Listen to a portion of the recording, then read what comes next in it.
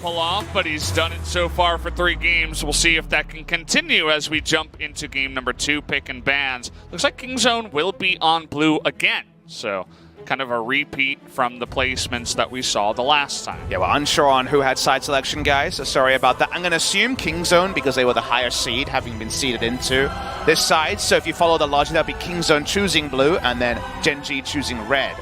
So keep King Zone on the blue side.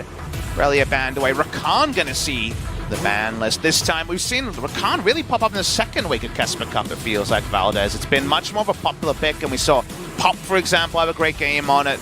So a good game from Mata as well. Life won't be allowed to have it. Was banned away in our first game. Banned away again. And now with the first pick, do we fall back on things? No, we actually first pick away the Akali. It really went unsaid after the early game, but Cuve's Akali in competitive, way better than expected. Yeah, very true, and it's funny because we just see the immediate response from Cuve saying, okay, you want to go reverse matchup? Sure, I'll play Urgot to Akali, I don't mind that. And we're going to have also the Alistair coming in real quick here and is locked in. This is just same thing from the side of King Zone once again, Ezreal and Tom Kent as well.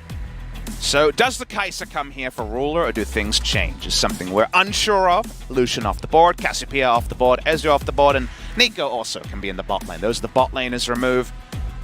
Kind of irony around it, Valdez, is that if you remember, where Gen.G's season, especially in spring, but to some degree summer kind of fell apart, do you remember when teams realized that there was a bit of inaction around Ruler on Core JJ, and you could take Kai'Sa in losing matchups and outscale them because they would not actually push their advantage? Now it's Gen.G who are the ones that take Kai'Sa into a matchup that should be Ezreal and Tahm Kench's favorite and say, don't worry, we'll turn it around. And is that because of the face check in game number 1 or just some outskilling from Gen.G? We can't know for sure, but we'll get more data points as we go into our second round of bans, and Fly tries to remove champions that work against Zoe.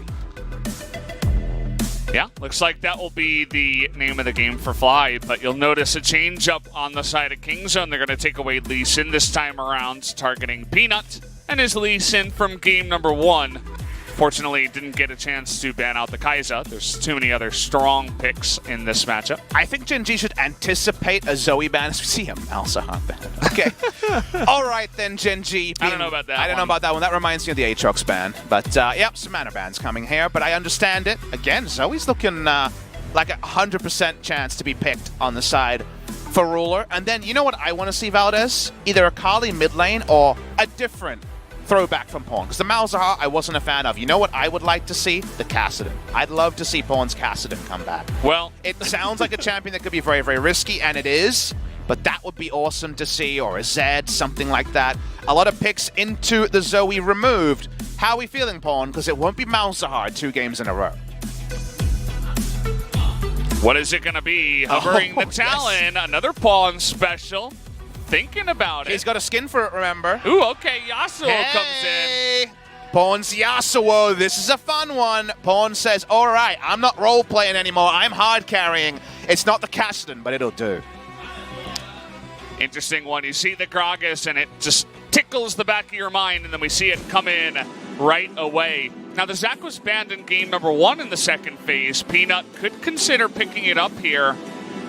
They're going to be hovering it down to last second, and there it is. So Zac going to come in alongside Zoe. Peanut, the one on the Zac, one of his better Cinderhawk junglers. When the meta hit him, the Zac really helped him through right at the end of spring season. Zac versus Gragas. Cuz and Peanut know so much about winning against and winning with the Zac on King Zone Dragon X.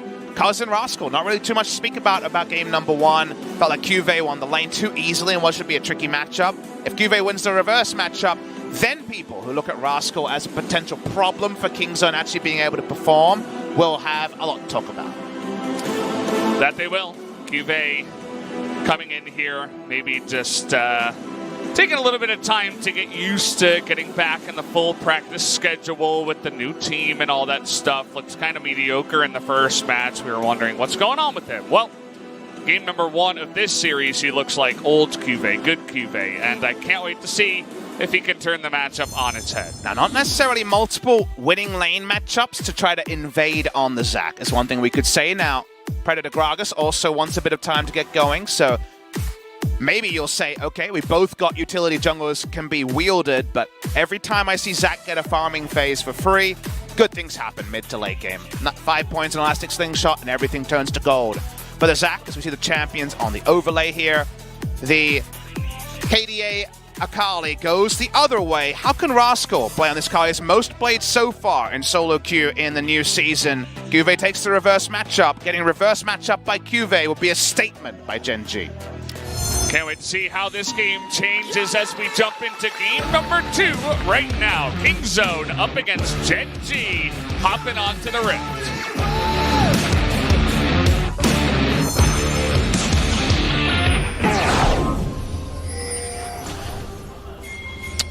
Well, the fans for Game 2, or rather for Series 2, are not up to snuff compared to the fans from Game 1. They're just not popping. But do you know what does pop out?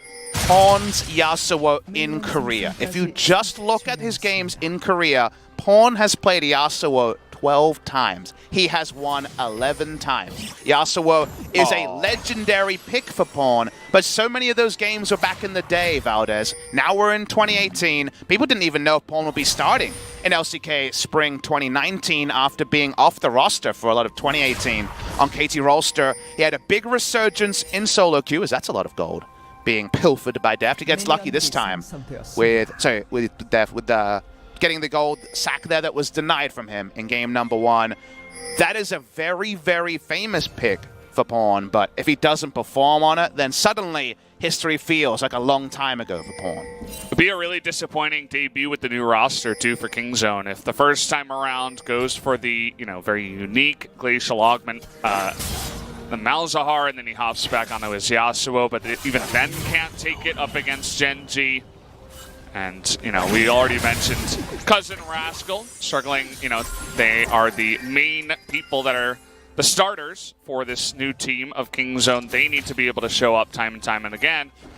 And trying to make a good impression tonight. They would love to pick up this next game and tie it up against Gen.G. And I definitely like the draft a lot more from Kingzone in game number 2, and a lot of that's around the Yasuo, and you might ask why. Maybe we'll have to hold that for a moment as Peanut pops over. Could be a smite fight here as Peanut looking to get on top of Cuz. Life making his way over, but Deft is going to rotate first. Life is level 1. He might have Headbutt as his level 1 spell. That's usually what you see from an Alistar. So given that, doesn't actually have much ability to impact. Just given the general numbers, we'll back away. Got a crab on the exit here. The reason why I like the Yasuo is the standard Zoe point of, well, Zoe in the side lane against Akali and Yasuo sounds like a disaster. So good news there if the lane assignments are what Kingzone want, and when we see a couple of items coming for the Yasuo. Also, if you're Cuvée, we've seen a lot of Urgots be able to repel an Akali, right, as the game goes on. So at Worlds, Keen unable to actually get too many scratches onto, say, Sion or Urgot topside. Can you actually be tanky enough, Valdez, against both the Yasuo and the Akali? Your first thought on a budget is no.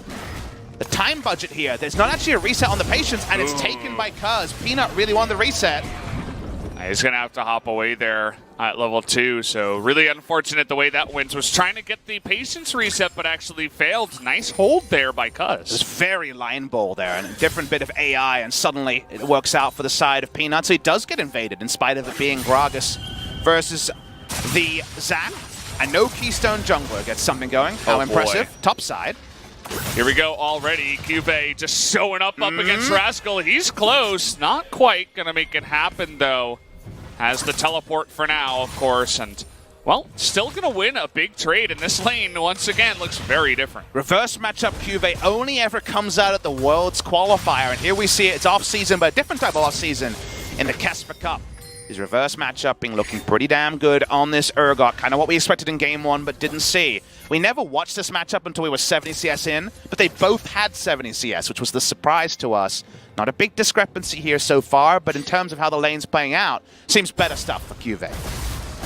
You can see that Cuz at level 3 was also looking to head top and help him out, but I love the way that Cuvée played it. And just waited for the right time to put down the ward. Had the lane resetting anyway, so knew he would be just fine, especially with the ward. Now, as this game goes on, I want to remember that we've really hyped up Zac in previous games. For example, we saw it against 2 fairly immobile, trying to lose Victor and Varus yesterday, and we're like, okay, Klid's got this one if he can get there going the Zac. It's a different proposition for Peanut because everyone on the enemy team has a dash of some sort. Yasuo's the most conditional because he has his ultimate or needs some minions to surf around, but there's a lot of mobility on Yasuo, Ezreal, and Akali, so actually getting a two-man Let's Bounce kind of impossible on the side of Peanut Zac in this particular game. We already said in the mid to late game, being tanky to a Yasuo and Akali feels impossible. So 1-3-1 against either a Zoe, which is free, or the Urgot is going to be very tricky. So there's a lot of good scaling here for Kingzone and a lot of value from Teamfight Yasuo W. The Windwalk should do a lot of work against Gen.G. So given all of that, Kingzone is the one who I feel like, as the game goes on, has a lot of options, but early, oh, not quite able to land that leap. And, well, okay, here comes Rascal trying to get that passive. Should be able to.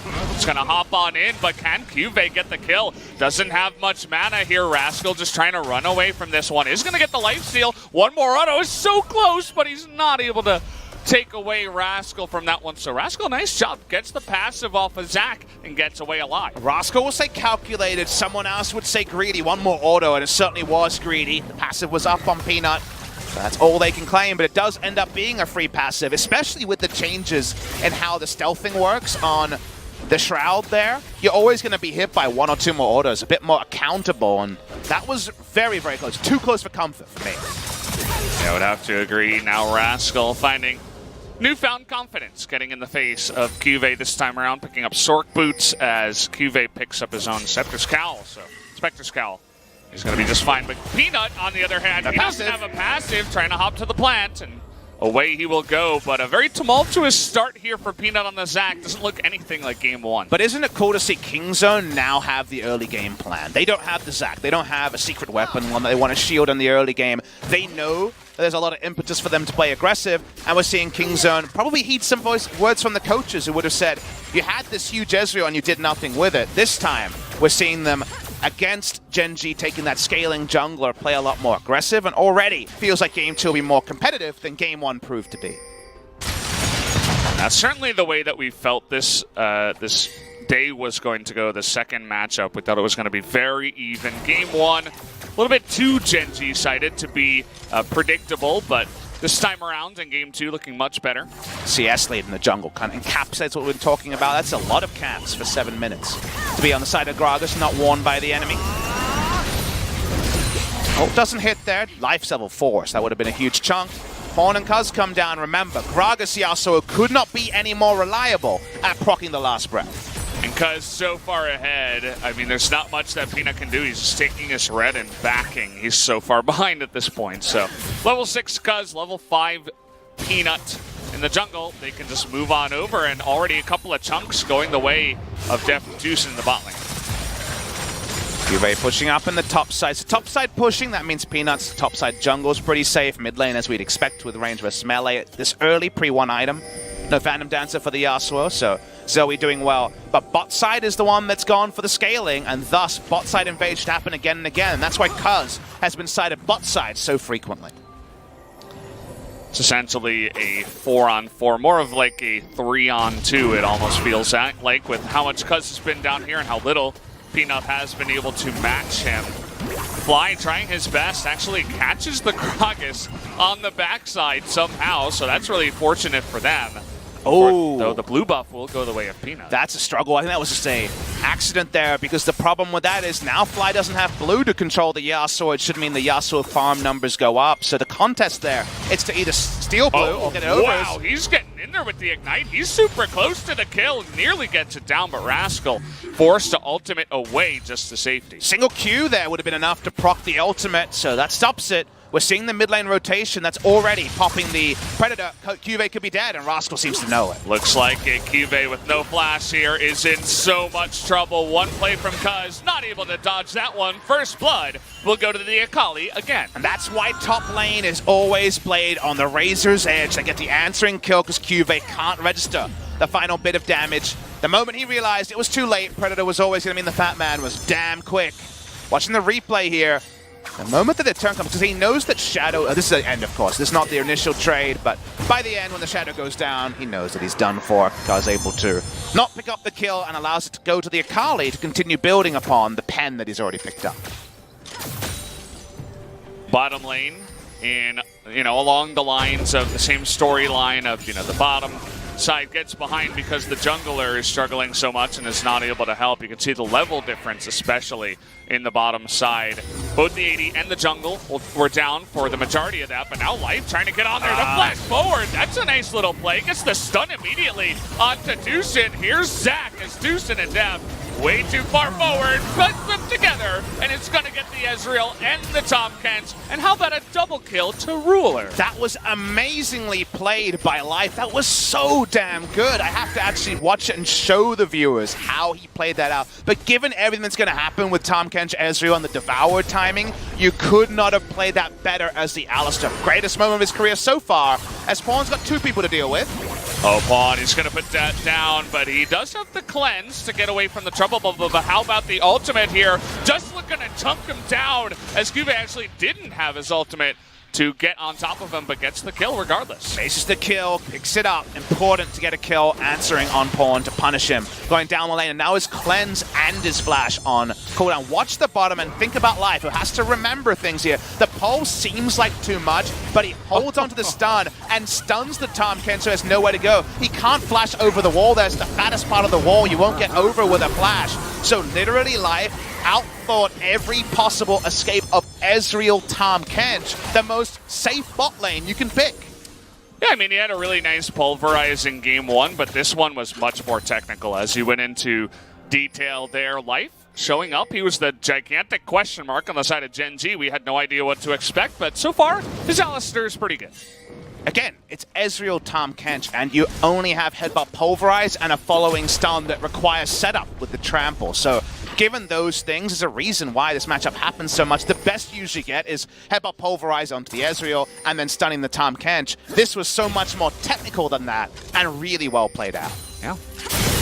It's, generally we just say, wow, what a pulverized play and Alistar cool combo, but that was just a thinking man's combination, I suppose you could say, on the side of Alistar. I know all the Alistar mains will watch that one and say, hey, how could I play like that?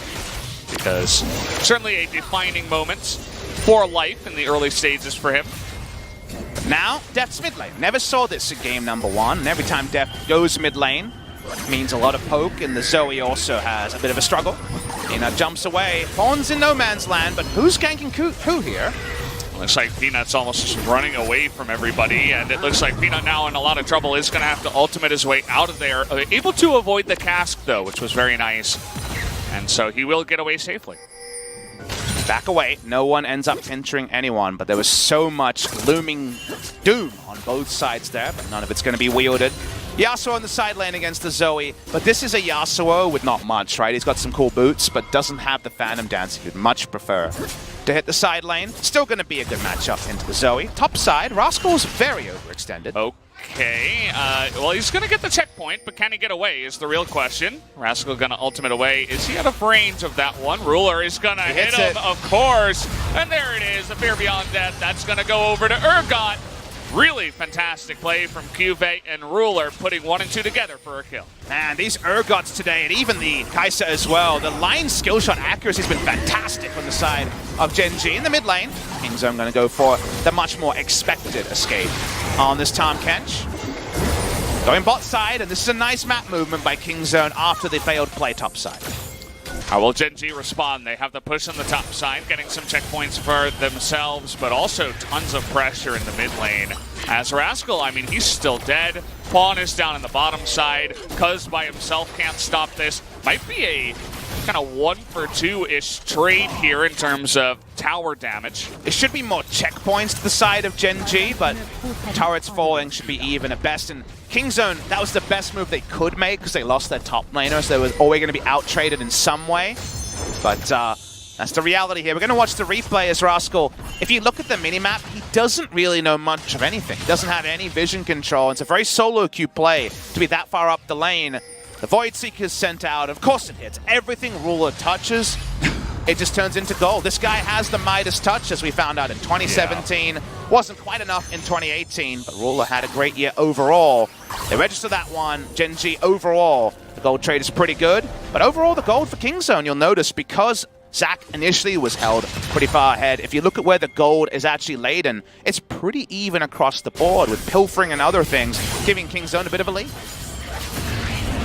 Well, Peanut going to be pretty happy that sometimes now he can be carried by just one person. In the past, I suppose it was BDD, of course, and even Khan on the side of Kingzone. Things, unfortunately, sort of fell apart towards the end of their run, getting 3-0'd actually by Gen.G in the World Qualifiers before that one. And now, Peanut didn't have the best game, but Ruler somehow, again, every single game he plays, he doesn't die and he gets on a streak.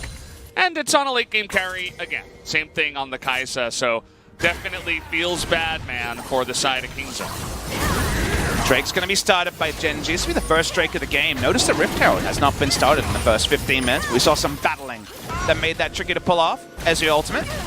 Again, nowadays it's going to be a lot harder to steal, and Kaz decides to celebrate on the Gen.G Drake by throwing his ult in as well. I mean, Ezreal's in every game if he's not banned, basically. You're going to know to expect that, and so, of course, it's not going to do as much damage as you were mentioning. But either way, here's Peanut trying to get on top of him. Of course, it's Ezreal, Tom Kent. You catch them once, you're not going to catch them twice. And just returning to what I was mentioning, when it comes to vision, Kingzone just took the bot lane turret, but when it comes to actually getting a map lead, and remember, wards have told the story of the Kespa Cup. So many pick comps that have been some of their ward lines. They didn't have any wards around the Drake area, so it was a very easy take from the side of Gen.G. It's not so much about what you get, it's what you get afterwards. You have to be super greedy in this fast-reactive meta. Speaking of greed, flying, Pawn in melee range. Yeah, they're just running at Pawn and now trying to kidnap him, really just trying to escape, as Fly is going to be the unfortunate one, although he flashes away. Oh, the Q, though. On the backside depth, he's desperately trying to keep his team in the game. And Ruler actually invests both his summoners to help his ally, and he still dies.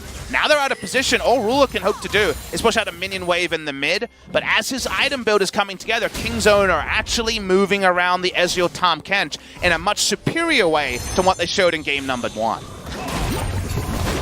Seeing the replay here, Pawn just walks in and Fly. He goes for a very roundabout way. He thinks a minion wave is being pushed into him for him to just clear out, to clean out in the bot side. Instead, the Yasuo is sticking around. The rest of Kingzone can join fast, and the flash heal does not save Fly. You know, he didn't have to walk that way. He saw the Yasuo on the bottom side. He could have just taken the safe route, but you've seen that before. It happens even to the pros from time to time, and unfortunately, as you mentioned, it's not just his death, it's so much more to the side of Kingzone. So you got to be careful about little mistakes like that. They can certainly turn the tide of the game, not just in the actual game, but in morale as well. This is when Gen.G is trying to run around Kingzone and get 2 items on Ruler. They're saying, okay, we can't match the items on Ezreal, it's impossible. I need 1,000 gold or so. And if they can just make Kingzone Dragon X march to the beat of their drum, which again, hard to do with a Zac draft, but that's what they're trying to do, trying to say, okay, we just need some gold. If you look at the gold totals, it's 29.7, 29. It's not so much about the lead, it's Gen.G saying, we need 35k gold in our team in order to really function how we've drafted for. So getting there and losing the minimum is right now the most pressing goal. Problem is, Yasuo and Akali aren't attractive places for Fly to go to. Even with his summoner up, they're trying to get that gold and not drop too far behind. Well, 18-minute Rift Herald. This is more uncommon nowadays, as it's usually started way earlier than this, but as you mentioned, so much battling in this game so far, and there's a little bit of vision, but not enough as Gen.G control that area of the map. And why did Gen.G do that? Starting the Rift Herald is one of the few ways to stop Akali and Yasuo splitting you to all hell. You say, okay, but we're going to get this unless you come to us. We know we can't match you in the side lanes. So the fact that Rift Herald was there is kind of a bonus, because otherwise, you really don't have a good way to bring Kingzone to you. Some scary stuff here for Fly. They have some good vision down for now, but just the looming threat of Gragas Yasuo in a side lane for Zoe is not a good feel. At least Fly will have his flash for the next gank. Kaz himself walking up, trying to get as much advanced vision as possible on the top side of the map. Again, fallback phase for Gen.G, and that should mean incremental CS advantages to the side of Kingzone, heavily expected with the game state where it is. Akali at 1 item and then some, Sorcerer's Shoes and the Gunblade done.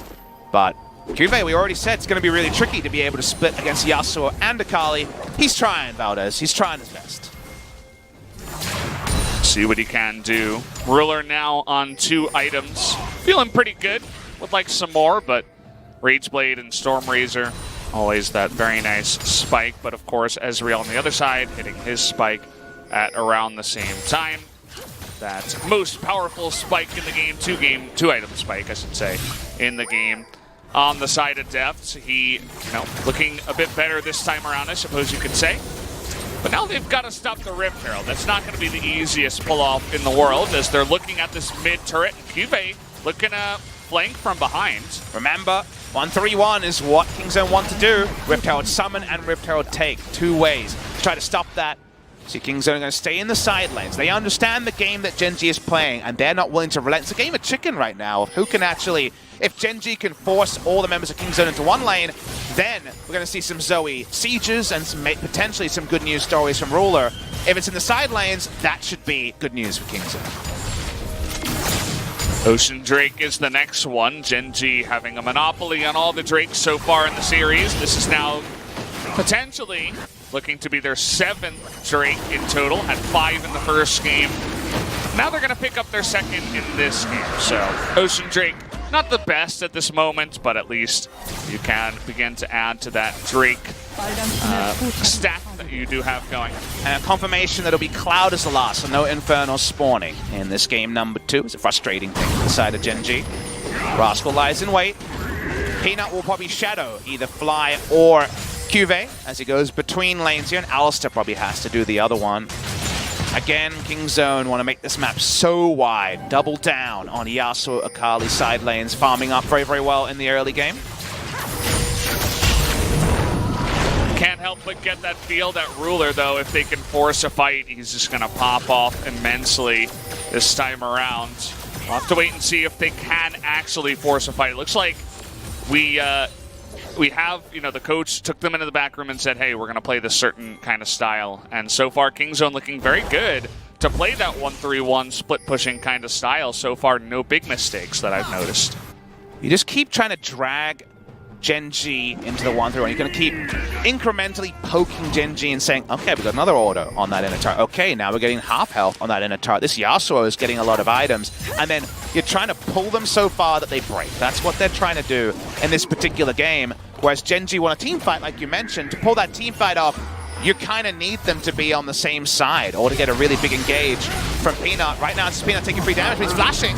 Yeah, Deft went in for the forward E, and Peanut just decided, this is my chance. We can force a team fight. You can see how they're getting a bit desperate at times, and well, Deft is able to hop away in the Devour, and no summoners used on that side. Now trying to get on top of Tucson, and Deft here is Juve. Righteous Glory comes in, but no dice. Just so unlikely that a Let's Bounce that's actually forced to be stayed in by a Headbutt Pulverize combo is going to work, right? Summoners are up, it's Ezreal. It's very, very unlikely they're going to get any sort of those combos off, so you're right. There is that sign of desperation coming through from Gen.G, knowing that you need to make flashes pretty fast when you're against Yasuo or Gragas.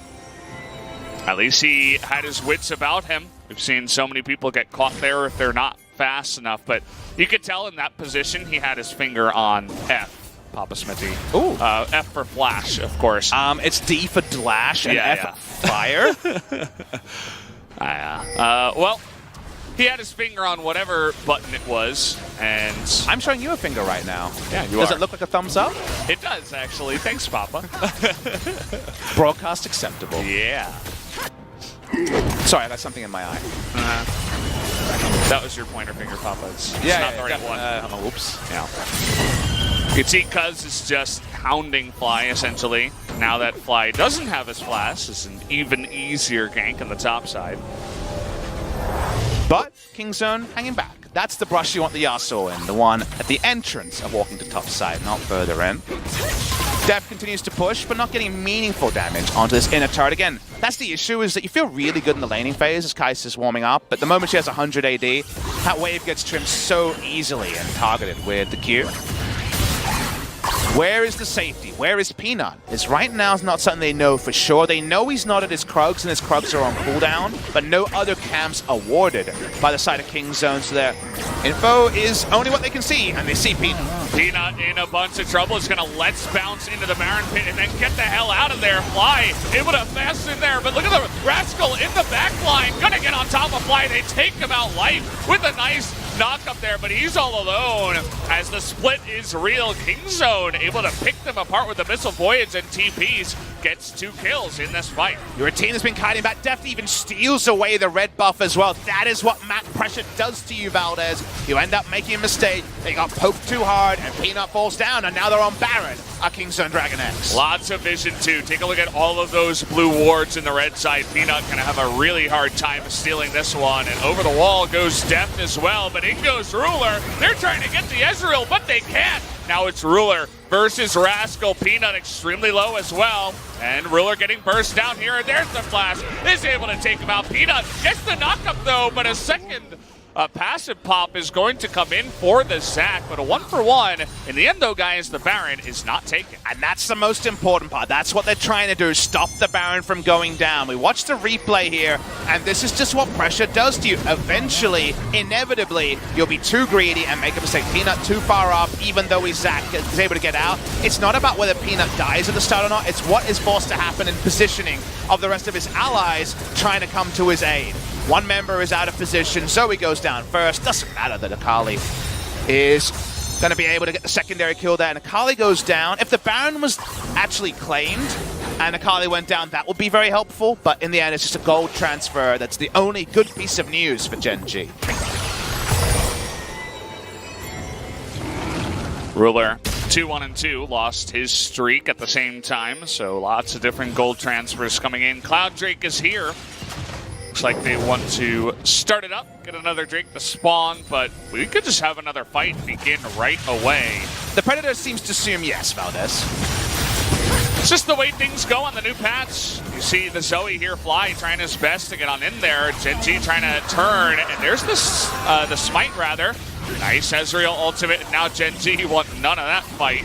Gonna take the Cloud Drake and go back. And if you noticed, why did Gen.G get away with it? They were in the formation that we keep talking about. That means they had 5 members, all of one mind. We're kiting up and kiting back together. We got the objective, let's get out. That's what objectives do. They funnel you in to predictable pathing, and that is where Gen.G's teamfight comp can do very good things. That was what was denied by Peanut having to jump out in one way while the bot side was caught. The Zoe went down because of the Yasuo and the Gragas ult. That is what happens here. That is the duality of 1-3-1 versus teamfight. And that's why I really, really do love when we don't just see pick comp versus pick comp, because when it is pick comp versus pick comp, if you start leading, you're going to have the better wards, you're going to blow up people faster because there's so much damage in the game, and it's very predictable. When it's like this, the game is a little bit more technical, and different things can happen that can have really big impacts, even if on their face they are very, very small. There's a lot more different strategies going head-to-head, and pretty much any team can win from this position. You know, it's not a guarantee, even though King Zone looking good right now, that they're going to take it. No guarantee that Gen.G can come back and pawn. There's the push. They're going to go, though, for the Baron. No TP on pawn. It's the only other way they can stay in formation, a pick and a Baron start. They have Zac, remember, so they can tank Baron for days. They can. Cuvée lying in wait, avoids the sweeper for now. Not able to hit the paddle star, but into the back line. They want Tucson, but the Grey Health comes in, but there's the Fear Beyond Death. Roll and he up. goes to Flash Fear, and Ruler into the back line. He's going to take a second one down with the help of Urgot. Gets a third one on the backside, and it looks like Gen.G, they find the fight they were looking for. Right at the Baron, and good things will happen. The turn there, and how long it took to sweep out the Urgot was so consequential. Peanut on the team fight, Zac does the rest. The Baron goes to Gen.G. Unbelievable play as a team there from the side of Gen.G. Super well played here. Fly now in a bit of trouble, though, as Pawn. Oh, he's going to be hit by the Trouble Bubble. Cleanse comes through. Either way, there's the knockup. He's going in. Zonya's going to be procced here. Fly in a bit of trouble, but he's got the rest of his team nearby. But Gen.G, they have another breath in this game. Those are the cute things you can do with portal jump. Yes, the ult still arms, but you lose out on 3 or 4 autos because of the travel time. Watch the replay here. Urgot comes in, again, this off by Tucson, and then the flash in by Peanut wastes time forever and procs the ability to join the fight as Ruler. He chooses his spot. Kai'Sa does the rest. Beautiful stuff. Great team fighting from Gen.G. Now, they focused down Tucson on the Tom Kents as well to make sure that the Fear Beyond Death would happen. The flash fear on 3 people was just, it was beautiful stuff. That's what we want to see here at the highest level of League of Legends. And, well, Gen.G looking good so far. They're, you know, as we said, no guarantee that Kingzone would keep up with the 1-3-1. No guarantee that Gen.G would come back. But with a play like that, can't really help feel like Gen.G want this one a lot. The thing I like about Gen.G is, especially in the second series we're seeing from them today, they seem to know what they need to do. They seem to know who's the carry, who the bus driver is, the Korean analogy, and also what their win conditions are, and that's already good news. And they've been able to deal with proactivity themselves and against proactivity pretty well. Yeah. Put all those things together, they seem like a pretty strong team, and Kingzone seem to be still learning as the games go on. It's funny you say that because it's such a simple concept, but if you think about it, a lot of the lower level LCK teams have a lot of trouble with that. So many teams, you know, in the past, right, MVP and BBQ, they would get ahead and then they would be like, wait, how do we win exactly? I forget. But either way, Cass is going to come through, not going to go in. Urgot's doing way too much damage. In goes Peanut, and now Kingzone are totally separated. Tucson in the back line. Ruler. Here goes Ruler into the back line. He's going to get on top of Cuz, and this is looking like a stop now in these fights. Rascal able to get 1 kill. Ruler's going into the base right now. 1v1 versus Death. But Rascal is going to go down. GA popped, but Gen.G pushing for the win.